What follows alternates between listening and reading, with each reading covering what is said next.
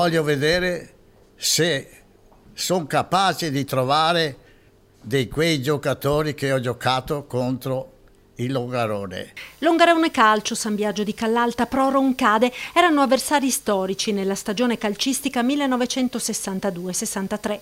La squadra dolomitica venne decimata dall'onda devastante del Vajont. Il trevigiano Raimondo Giuriato ha cercato di ritrovare i sopravvissuti di quella squadra e dopo 55 anni ci è riuscito.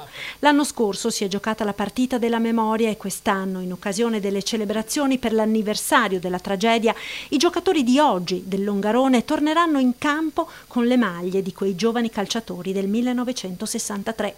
Ma stavolta si vuol fare di più. Sono tante le squadre, oltre a San Biagio e Roncade, che in quel campionato sfidarono Longarone. Crocetta, Volpago, Casale, Quarto d'Altino, Silea, Zerotina, Paese, Maserada.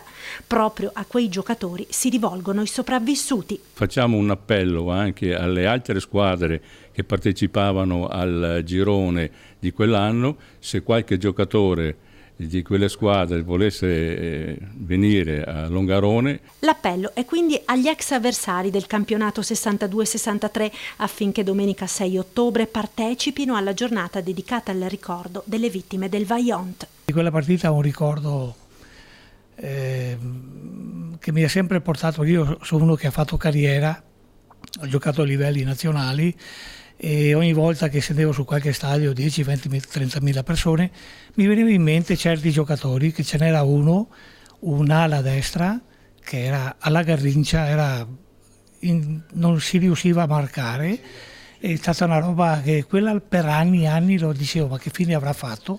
E adesso siamo riusciti, purtroppo quelli sono mancati, però con quelli che sono rimasti abbiamo ricreato un'amicizia e un rapporto veramente forte.